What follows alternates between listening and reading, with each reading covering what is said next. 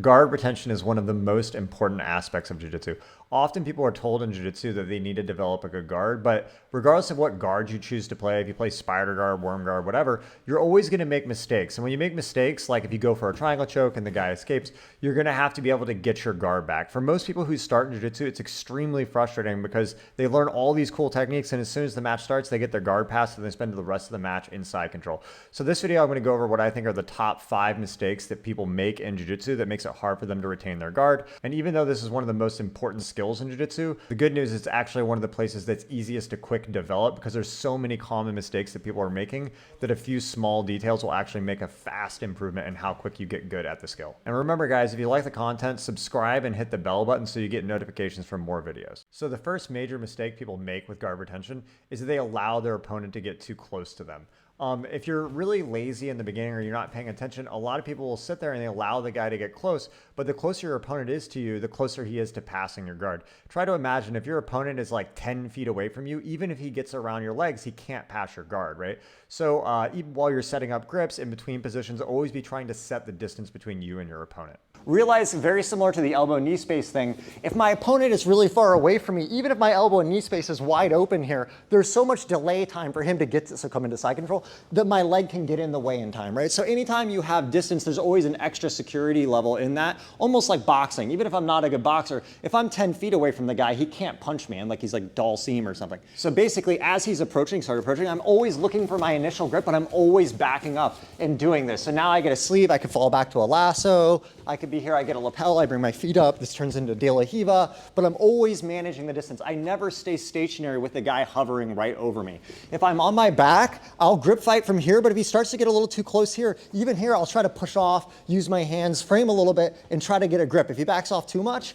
I'll push, scoot up, but I'm always paying attention to that distance in the grip fight and guard retention. So another major mistake is holding on to grips too long when your opponent starts passing your guard. A lot of people, they pick a position or an attack like a triangle choke or playing spider guard, and they really want to do that position, but they refuse to accept when the position has not worked. When they go for the triangle choke and the guy has gotten a little too far through and they try to hang on chasing that attack longer than they can actually do. The classic example of this is like a guillotine choke in MMA. Someone gets a guillotine choke, the person isn't going to tap to it, they start getting around their guard and they just keep holding it, and it makes the situation way worse than it needs to be. If you actually let go way sooner when you don't get the attack that you're going for, if you let go sooner and start framing earlier, it'll actually make it significantly easier for you to escape and not allow those bad positions to occur in the first place.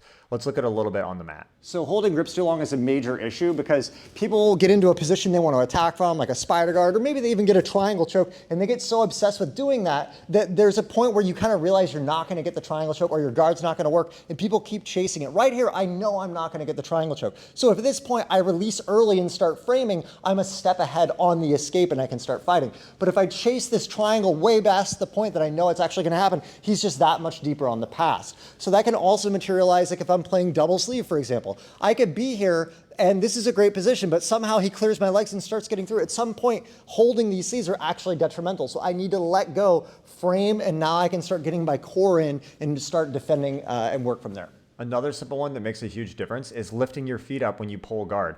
This applies both if you're standing or if you're like switching from being sitting up to falling to your back. A lot of guard positions in jiu-jitsu happen when you're on your back. And that transition time from going from sitting up to your back is where most people make a major mistake. If you leave your feet down, when the person starts to jump around you, they're already past your legs. So before falling back, lift your feet up, aim them towards your opponent's chest or biceps, and then fall back, and it'll make it way easier to set the position.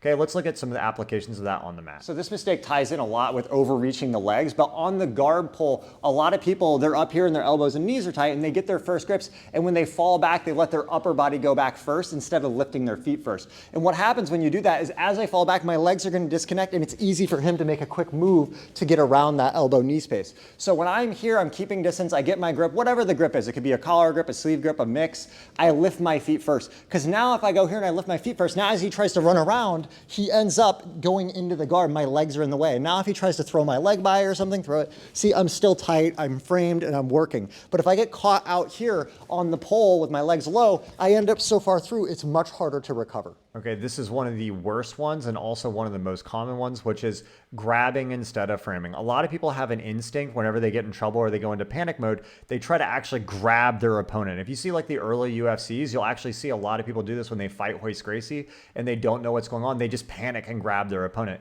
But if you think about it, when you're trying to do guard retention, you need to get your opponent off of you. You want to create space. So it should be obvious that if you want to create space, you need to be pushing, okay? A lot of these principles, they're not always applicable, but these are general guidelines that most of the time are true. Of course, if I'm applying a triangle choke, I'm pulling the guy, but if you're trying to retain guard, you're trying to get back into a safe position, a general rule of always be pushing is a great rule, okay? So if you feel like you're in trouble, don't grab your opponent, don't hang on to them, try to push, frame, get your knees to your chest, push them off, use your feet, push them away, and try to create space, okay? We can look at a few applications on the mat.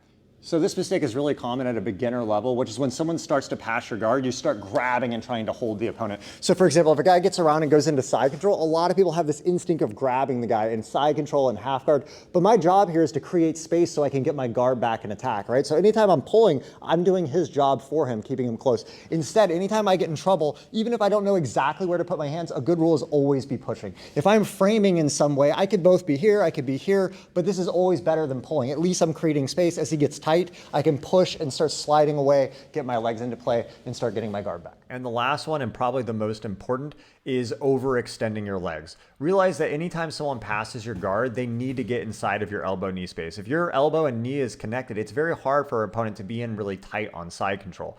But if you overextend your legs trying to push someone off or just like reaching for people with your legs too much, you're opening that elbow-knee space and it makes it much harder to get your guard back, or it opens them up to get in side control on you.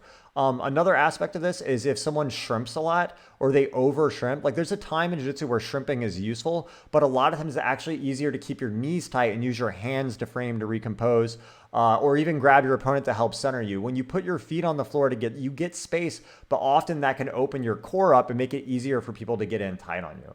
Okay, so let's look at this on the mat as well. So this mistake is huge, which is people often overreach their legs. Realize for anyone to pass your guard in jiu-jitsu, they have to get inside of your elbow-knee space, right? So even if he's in side control here, if my elbow and knee are connected, he can't fully be inside. He has to get inside of the space to secure the position, right? So always having your elbows and knee connected makes it easy to do damage control when the guy gets around and it can frame and get out, so go back up. So when you're in the open guard originally, sometimes guys will overreach this leg, which means that when he clears it, it's so much further to bring this back.